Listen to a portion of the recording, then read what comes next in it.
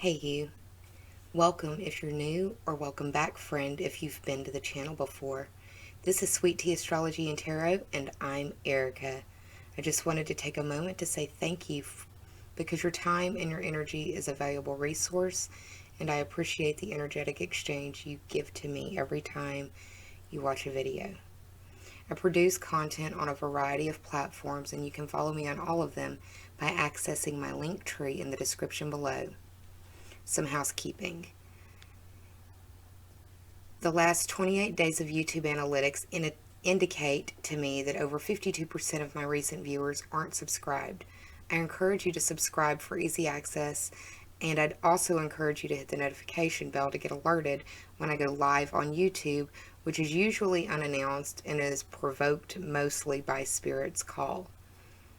I'm also in the process of starting my Patreon page where I will be posting first access to ad-free content to the 2021 astrology videos for each sign, and I will do extended love readings at the herbal tea tier or higher. I'll do an introduction video of my Patreon page once Patreon has been up, going, and well fed. I've also had some emails asking about private readings, and I'm doing them, but on a part-time basis only right now, as I'm focusing on producing content for my YouTube page and for my recently started podcast. It's called the Esoterica Pod, and it's on 6 different platforms, so look for me where you listen to podcasts. I talk about everything from astrology to my near-death experience and some of the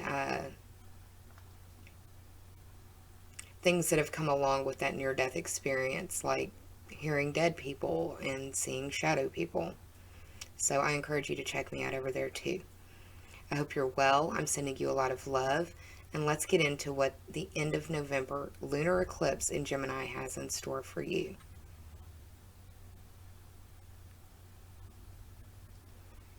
So before I get started with each individual sign, what I'm going to do is discuss some of the aspects that are going to be going on during this eclipse. And I feel like it would be important for those of you who are new to astrology or don't speak the language well to understand some of the things that we're talking about. I'm using cards from the Numinous Astro deck. I'm trying to show y'all without a glare. That's it. Anyways, that's the back. So I'm going to feature some of the cards that are in this deck because they kind of point out and highlight some of the keywords and the themes that are associated with what's showing up in the sky for us. I'm focusing mainly on the oppositions. So that's what I'm going to be talking about in grander theme or grander scale. This lunar eclipse is occurring in Gemini. And Gemini, according to this deck, is the butterfly. And some of the words that you can put in your data bank or in your word bank to associate with Gemini are curious, communicative, versatile, flexible, variety-seeking, social, collaborative, brilliant, perceptive, connected, vocal, adaptive, street-smart, mobile, studious, superficial, restless, and fidgety. And that's what the card looks like.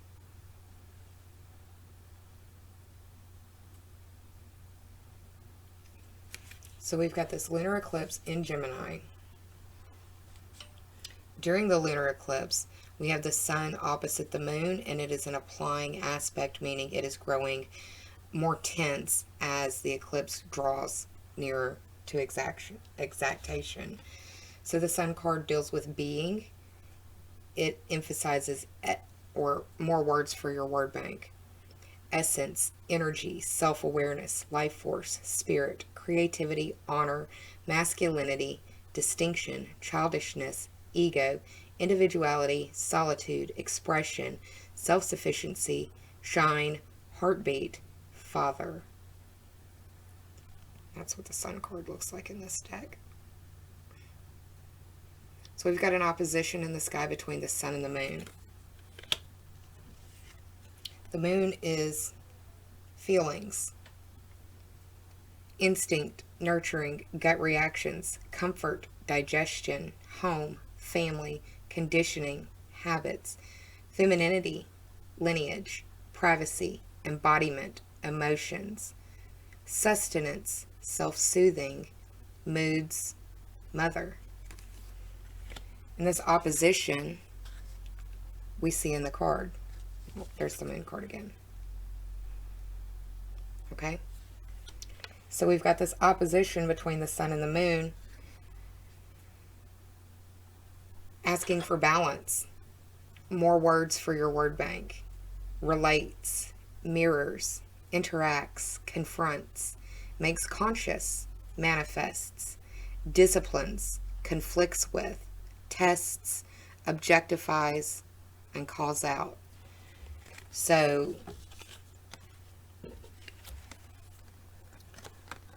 that's kind of what it looks like in an astrology chart. The sun glyph opposite the moon. And that's one of the oppositions going on during this eclipse. And again, the pressure is applying between these two heavenly spheres, the two luminaries of the sky. And the sun is going to be in Sagittarius, the moon is going to be in Gemini. That placement changes in each sign's houses. That's why I give you the houses when I'm talking about what's going on. So we have this opposition card again in play between the planet Venus. Venus deals with love, but it also deals with beauty, harmony, romance, charm, receiving, sensuality, luxury, wealth, diplomacy, magnetism, value, pleasure, adornment, adoration, attraction, indulgence, taste, and style. In an opposition, looking for balance, confronting the planet Uranus of revolution, breakthroughs, brainstorming, originality, insight, awakening, technology, innovation, humanitarianism, reform, surprise, freedom, experimentation, the unexpected, rupture, edge, diversity, enlightening. So we've got these powerful oppositions occurring in the sky between a pretty energetic sky with this lunar eclipse going on.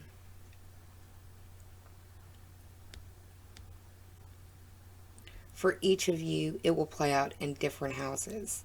And we're going to break that down right now.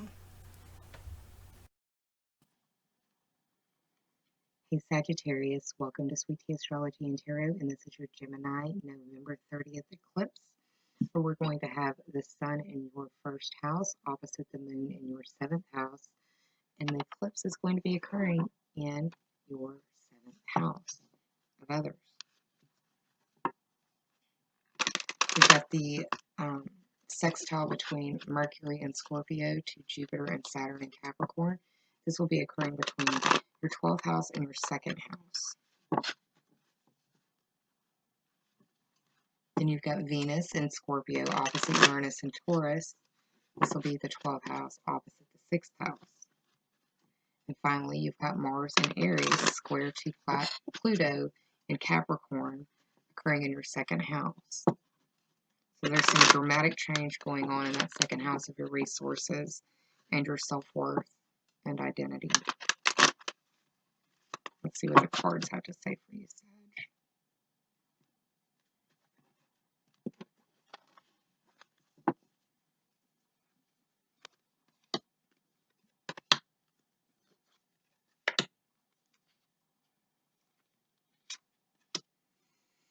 Okay.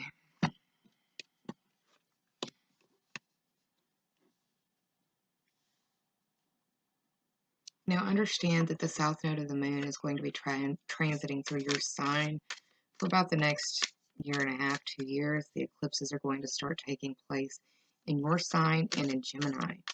Now, because the south node of the moon is in your sign, it's going to feel like things are kind of being taken away from you.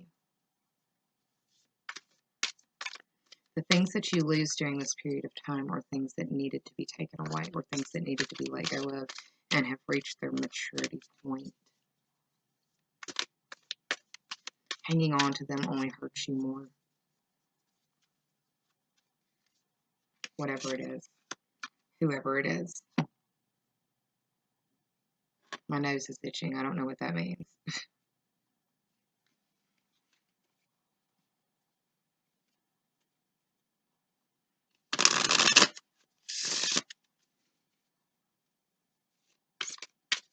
Also going to be pulling for you from the Rebel deck.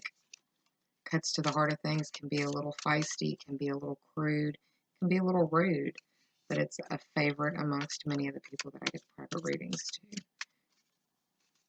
They request this deck because they say it's the no bullshit deck. What does Sagittarius need to see?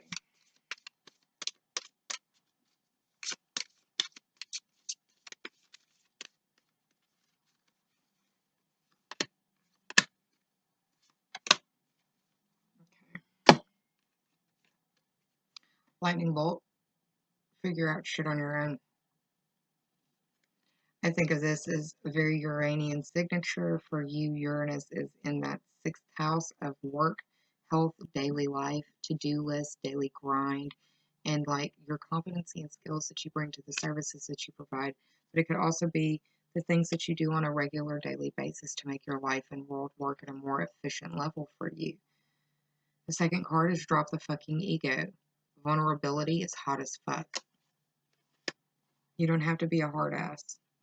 I said that, and this is an actual U equals tight ass. Loosen the fuck up. Control freaks don't get laid. I guess that's, there we go on that one.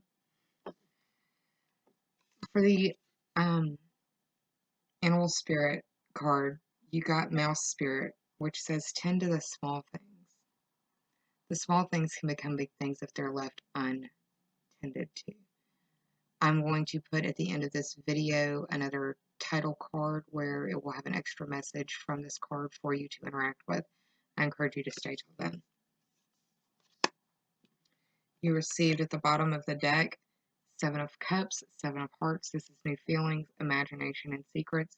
This is a card of not really knowing what's behind the curtain and Oz, if you will. There's so many different things that could be in each one of those cups, but you're not able to look at it. It's almost like it's a fair game and you have to sink the ping pong ball in it before you can see what your prize is. Not every prize is going to be a prize. Sometimes they're going to be a zonk, kind of like the Let's Make a Deal show or whatever. Card in the recent past deals with the King of Pentacles. King of Diamonds deals with generosity, finding your zen, and happiness is found in nature and spirit. So it could be imploring you to get back out into nature to balance yourself emotionally and mentally. And I say that because you've got the Nine of Spades, the Nine of Swords that have shown up, indicating that you're dealing with some bad dreams or some insomnia, a struggle to make sense of events. But it could also be the fact that you're just kind of haunted by things that are keeping you up at night. Makes a lot of sense with those 12th house oppositions where you've got a lot of the dense earthly energy in Capricorn. Final card of the reading is the Ace of Spades, Ace of Swords. This is challenging challenging towards a new beginning, charging towards a new beginning. Focus and clarity is needed and necessary. It could be that you have to cut away some things because they are no longer good for you or have run their expiration date for a past. That's what I'm seeing for you, Sagittarius. I hope you're well. I'm sending you a lot of love. Please take care of yourself and please be kind to yourself. Employ self-care during this eclipse season because you're going to be more sensitive to it because the south node of the moon is in your sign right now. You are going to be feeling like things are kind of being taken away from you and it's not going to feel fair. But like I said in the beginning, the majority of these things that you are losing are making room for bigger, better things, but there are also things that you needed to let go of a long time ago and haven't for whatever reason. So the universe is now stepping in to intercede on your behalf because you're unwilling to do that cutting. It will do it for you. And it's not so nice when it does that, so be as proactive about it as you can. If you know something is coming to a close or an end, it would be better for you to act on it than to just continuing to ride your little Tom Sawyer raft through a hurricane. So yeah, sending you lots of love. Do hope that you're well. Please be kind to yourself and save some kindness for others, because we're all doing what we can to survive the shit show that is 2020. And some of us are going through things that we may never speak about to another living soul. Kindness costs us nothing. Lots of love. Until I see you next time, Sagittarius. Take care and bye, y'all.